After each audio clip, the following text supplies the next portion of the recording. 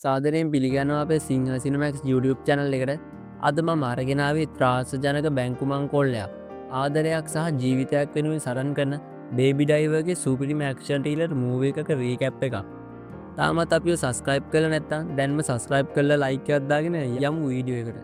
කතාව ආරම්භ වෙන්නේ රතු කාර් එකක් බැංකුවක් ඉස්සරහා නැවැත්වීමෙන්. කාර් එකේ ඉන්නේ පෙනුමින් කොල්ලකාරයෝ වගේ එවුන් ටිකක්. ඒ අතර ලස්සන කෙල්ලෙක් ඉන්නවා. එයාට ඕනම කෙනෙක්ගේ හිත හොරගම් කරන්න පුළුවන්. කාර් එකේ ඩයිවර් බේබි කියන ළමයා. ඔහු බබෙක් වගේ ඉන්නේ. එයාගේ නම ඇත්තටම බේබි.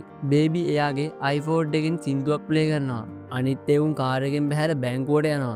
බේබි ඉතින් කාර් එකේ ඉඳන් එයාගේ ලෝකෙට වෙලා සින්දුවක් අහගෙන නටනවා. පිරිස බැංකුව මංකොල්ල කාලා කාර් එකට නැග්ගම ඔහු වේගෙන් වාහනේ පසුපසට ධාවනය කරලා වෙනත් පාරකට දාලා වේගෙන් යනවා. පොලිසියෙන් ඔවුන් පසුපස ලුහුබදිනවා. බේබි එයාගේ ඩ්‍රයිවිං ස්කිල් එක පාවිච්චි කරලා වාහන අතරින් වේගෙන් යනවා. පොලිස් කාර් 5කට වඩා ඔවුන්ව ලුහුබදිනවා. හයිවේ එකේදී එයාව තවත් රතු කාර් දෙකක් අතරට ගිහින් පාලමේ යටදී වාහන මන්තීරුව වෙනස් කරලා හෙලිකොප්ටර් එකෙන් බේරෙනවා. ඊට පස්සේ එයාලා රතු කාර් එක පාක් එකක දාලා ඇඳුම් මාරු කරලා වෙනත් කාර් එකකින් යනවා. පසුව බේබි එයාගේ ඉයර්ෆෝන් දාගෙන කෝෆි ෂොප් එකකට ගිහින් කෝෆි 4ක් ගන්නවා.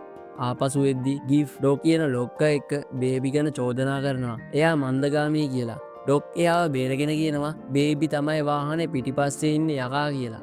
ඩොග් බේබිට ඔහුගේ කොටස ලබා දෙනවා. බේබි ගෙදර ගිහින් සල්ලි ටික පොළොවට හංගනවා. ඔහුව හදාගත් පියා ජොයි බිහිරි ආබාධිත කෙනෙක්. බේබි ජොයිගෙන් අහනවා බඩගිනිද කියලා. පසුව ඔහු උදැසන කෑම හදනවා. ඒ අතර ජොයි ටීවී එකේ බේබිව බංකොල්ලයක සැකකරුවෙක් විදිහට සොයා බලනව දකිනවා. ජොයි ගෙනාපු සල්ලි කොහෙන්ද හද්දි බේබි කියනවා ඒ සල්ලි ජොබ් එකෙන් හම්බුණු බව. ජොයි කියනවා එයා මේ ලෝකෙට ගැලපෙන්නේ නැහැ කියලා. රෑට බේබි එයාගේ රෙකෝඩින් වලින් මියුසික් හදනවා. ඩොග්ගේ මන්දගාමී එකත් මික්ස් කරනවා. එයා මම් කියන ටේප් එක ගන්න හදනවා. ඒත් එයාගේ දෙමව්පියන්ගේ කාර් ඇක්සිඩන්ට් එක මතක් වෙලා ඒක ඇතෑරලා iPhone එක අරගෙන එතනින් එළියට එනවා. රෑ කෑම ගැනීමට ඔහු අවන්හලකට යනවා. එතනදී ඩෙබෝරා කියන වේටරවරිය බේබී බේබී කියලා ගීතයක් ගයනවා. බේබි එක රෙකෝඩ් කරනවා. පසුව ඇය පැමිණ ඔහුගෙන් අවශ්‍ය දේවල් ගැන විමසනවා. ඒ අතර ඔවුන් දෙදෙනා සුහදව කතා කරනවා. මේ අතර බේබිගේ දුරකථනය නාදවුනත් ඔහු එක නොසලකා හරිනවා. තරුණිය බේබිගේ ජොබ් එක ගැන අහනවා. එයා කියනවා ඩයිව කෙනෙක් කියලා. මේ අතර කෝකියා හයියෙන් උගුර පාදනවා. ඇය යන්න කලින් බේබී ඇය ලස්සනයි කියලා කියනවා. ඩෙබෝරා එයාට ආදරයෙන් hina වෙලා යනවා. ඇය යන ගමන් නැවත බේබි ගීතය මුමුණමින් යනවා. බේබි ගෙදර ගිහින් ඩාන්ස් කරනවා. ජොයි ඩෙබෝර ගැන අහලා ඔහුගේ කැමැත්ත දෙනවා. ඒ මොහොතේ ඩොග්ගෙන් ඇමතුමක් එනවා. බේබි ඔහුව හමු වෙන්න යනවා. නව ජොබ් එකකට බේබිව හවුල් කරගන්නවා. නව කණ්ඩායම් එකේ එඩ් ජේඩී සහ බාස්ට් ඉන්නවා. බාස්ට් එයාගේ මියුසික් ගැන අහනවා. ඩොග් කියනවා බේබිට කාර් ඇක්සිඩන්ට් එකකින් වුණ කනේ අසනීපයක් තියෙනවා කියලා. බේබිගේ ඩයිවිං ස්කිල් ගැන ඩොග් කියනවා. ඊළඟ දවසේ ජොබ් එක ස්මූත්ව යනවා. හැබැයි සැක සහිත කෙනෙක් එයාලට වෙඩි තියනවා. බේබි එයාගේ ස්කිල් එකෙන් බේරෙනවා. පසු අධිවේගී මාර්ගයක යද්දී වත් ඔහු බේබිලගේ පස්සෙන් එනවා. ජේඩී වෙඩි තියන්න හදද්දී බේබි වාහනය කපලා ඔහුව පාරෙන් ඉවතට දමනවා. පසුව මාර්ග බාධකයකදී ඔවුන්ව නතර වෙනවා. එවිට ඔවුන් ඉදිරියෙන් ඇති වාහනයක් කොල්ලකා පලා යනවා. හැබැයි ජේඩී ෂොට්ගන් එක පරණ වාහනේ අමතක වෙලා. පසුව වාහනය පාක් එකකදී ඔවුන් වෙනත් වාහනයකින් පලා යනවා. රෙන්ඩිවෝස් ළඟට ගියාට පසු ජේඩී අතුරුදහන් කියලා දැනගන්නවා. ඩොග් බේබිට මුදලක් දී එයාගේ සේවය තවත් එක වැඩකින් පස්සේ අවසන් කියලා කියනවා. තව කරන්න තියෙන්නේ ජේඩීගේ දේහයේ තියෙන මෝටර් රථය ක්‍රෂ් කරන්න. ඔහු ඒක යවල බලන් ඉන්නවා. ඒ එක්කම බේබිට එයාගේ ළමා කාලය මතක් වුණා. බේබි ආපසු ඩිනර් එකකට යනවා. ඩෙබෝරා එක්ක මියුසික් ගැන කතා කරනවා. එයාගේ මම් එතන කලින් වැඩ කළ බවත් කියනවා. පසුව දෙදෙනා ලොන්ඩරියකට යනවා. එතනදී ඔවුන් සින්දු අහනවා. ඒ අතර බේබි එයාගේ අම්ම ගැනත් වාහන අනතුර ගැනත් ඌගේ කනේ ආබාධය ගැනත් කියනවා. පසුව එයාලා ඩේට් එකක් ප්ලෑන් කරනවා. බේබි ගෙදර ගිහින් ජොයිට ඩෙබෝර ගැන කියනවා. ලැබුණු මුදල් පොළවයට දමනවා. ජොයි එයාට ෆීස ඩිලවරි හැකියාවක් කරන යෝජනා කරනවා. පසුව බේබි ෆීස ඩිලවරි කෙනෙක් විදිහට වැඩ කරනවා. ඔහුගේ පළවෙනි ඇනුමේදී කස්ටමර් ෆාස් ඩිලිවරි එක ගැන පුදුම වෙනවා. බේබි ඇය එක්ක වන්හලක ඉන්න විට වේට රැවිත් ඔවුන්ගේ බිට වෙනත් කෙනෙක් ගෙව් බව කියනවා. බේබි ඔහුව හමුවෙන්න යනවා. ඩොක්තාව ජොබ් එකකට බේබිට කතා කරනවා. බේබි බෑකිවම ඩොක් තර්ජනය කරනවා ඔහුගේ කකුල් කඩලා ඔහු ආදරය කරන අයවත් මරණම කියලා. එවිට බේබි අකමැත්තෙන් වැඩේ භාරගන්නවා. බේබිගේ මූඩ් එක වෙනස් වෙනවා. ඩෙබෝර එක්ක යොදාගත්තු ගමනකුත් කැන්සල් කරනවා. ඊළඟ දවසේ ෆෝස්ට් ඔෆිස් ජොබ් එකට බේබි ඩොග්ගේ බෑනාවන සෑම් එක්ක යනවා. සෑම් තමයි තොරතුරු ඔක්කොම ගන්න. ජොබ් එකට බෑස් බඩි සහ ඩාර්ලිං එකතු වෙනවා. රෑට බේබි ඩෙබෝර එක පැනල යන ප්ලෑන් කරනවා. හැබැයි බඩි එයාව අල්ලගන්නවා. බෑස් රෙකෝඩ් එක ගන්නවා. බේබියෙක් නොක් අවුට් කරලා එයාගේ ටේප්ස් ඔක්කොම ගන්නවා. ඩොක් එයාට එක්ස්පලේන් කරන්න කියනවා. බේබි ජොයි ගැනහනවා. එවිට බැස් ජොයිගේ වීල්චයායකින් එතනට එනවා. ඩෙබෝරගේ නම තිබුණු ටේප් එක ප්ලේ වෙද්දි බාස්තහනම ඇයි කෑමට යන විට ඇය ගැන නොකුවේ කියලා. බේබි නිහඬව ඉන්නවා. ඩොක් ජොබ් එක කැන්සල් කරන්න හදනවා. ඒත් බේබි එයාම ඩයිව් කරනව කියලා කියනවා. ෆෝස්ට් ඔෆිස් ජොබ් එකේදී බාස්ට් පොලිස් නිලධාරියෙකුට වෙඩි තියලා වාහනයට දුවලෙනවා. බේබිට යමකුවත් ඔහු යන්නේ නෑ. බාස්ට් වෙඩි තියෙනවා කියලා තර්ජනය කරද්දී බේබි එකවරම වාහනේ රේස් කරනවා. එවිට වාහනේ ඉදිරියේ තියෙන ට්‍රක් එකක හැප්පෙනවා.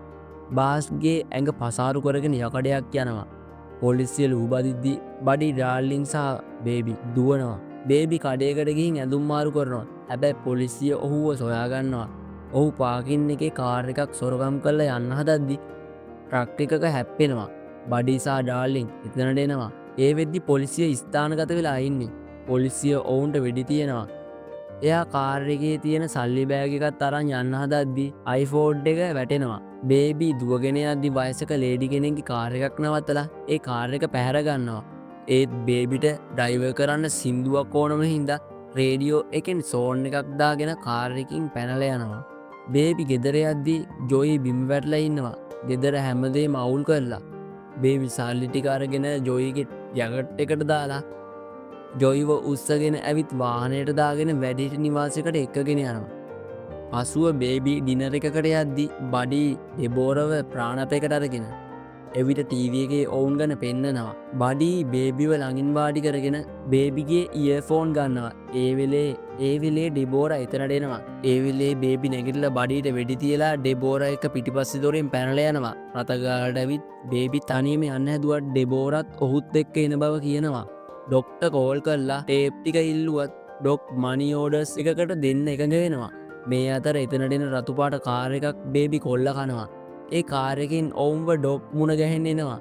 මුලදී ඩොක් බේබිට ටේප් දෙන්න බෑ කියනවා. ඒත් ඩෙබෝරව දකිද්දි ඩොග්ගේ අදහස වෙනස් වෙලා ටේප් ටිකත් එක්ක මුදල් බෑගිකුත් දෙනවා. ඩොක් ඔවුන් දෙදෙනත් එක්ක සෝපානයෙන් බහිද්දි 3 දෙනෙක් ඉස්සරහට එනවා. ඩොක් ඔවුන්ට වෙඩි තියෙන අතරේ බේබිට පැනලා යන්න කියනවා. එවිට පොලිස් වාහනයකින් බඩි එතනට එනවා. බඩි බේබිගේ සින්දුව කාර් එකෙන් හයියෙන් ප්ලේ කරනවා. ඩොක් බඩිට වෙඩි තියන්න හදද්දී ඔහු වාහනයෙන් ඩොක්ව යට කරනවා. බේබි තුවක්කුව අරගෙන බඩිට වෙඩි තියනවා. ඒකෙන් බේරෙන බඩි බේබිව හප්පන්න හදනවා. ඔවුන් දෙදෙනා කාර් එකක නැගලා යන්න හැදුවත් ඒක නවත්තලා වාහනේ බැහැලා හැංගෙනවා.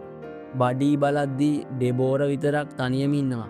බඩි ඇයට වෙඩි තියන්න හදද්දී බේබි ට්‍රක් එකකින් ඇවිත් බඩිගේ කාර් එක අහලට තල්ලු කරනවා. බේබි බලද්දි වාහනේ ගිනි ගන්නවා. ඒත් බඩි තාමත් ජීවත් වෙනවා. බඩි තුවක්කුවෙන් බේබිගේ කන අසලින් වෙඩිල්ලක් තියෙනවා. ඒක දරාගන්න බැරුව බේබි බිම ඇදගෙන වැටෙනවා. එවිට ඩෙබෝරා පොල්ලකින් බඩිට පහර දෙනවා. ඒ වෙලේ බේබි පිස්තෝලයකින් බඩිට වෙඩි තියෙනවා. ඔහු පහළ ගිනි ගොඩට වැටෙනවා. උදේ වෙද්දි ඩෙබෝර වාහනේ ඩයිවර් කරනවා. බේබිගේ මවගේ ටේප් එක ප්ලේ කරනවා. පාලම උඩින් යද්දි ඉදිරියේ පොලිසිය පාර හරස් කළා. ඩෙබෝර වාහනේ රිවර්ස් කරන්න හැදුවත් බේබි අයව නවත්තලා වාහනයෙන් බැහැලා පොලිසියට බාර වෙනවා. උසාවියේදී ඩෙබෝරා වයසක කාන්තාව වගේම ජෝත් සාක්ෂිකරුවන් විදිහට එනවා. බේබිට අවුරුදු 25ක සිරදඬුවමක් නියම වෙනවා. සිරගෙදරදී බේබිට ඩෙබෝරගෙන් ලියුමක් එනවා. පින්තූර කිහිපයක් සහ මිහිරි වචන ටිකක්. වසර 5කින් බේබිට නිදහස ලැබෙනවා. එළියට යද්දී ඇය ඔහු වෙනකම් පාරේ බලාගෙන ඉන්නවා. එයාලා ආපසු එකතු වෙනවා. ආදරේ බලවත් හැබැයි බේබිගේ ඩයිවින් තරම් ෆාස් නැහැ. වීඩියෝ එක හොඳනම් ලයික් කරලා කමෙන්ට් එකකුත් දාන්න. ඔයාලා කැමති වීඩියෝ තියෙනවා ඒවත් කියන්න. එහෙනම් තවත් සුපිරි වීඩියෝ එකකින් ආයෙත් හමු වෙමු. හැමෝටම සුබ දවසක්.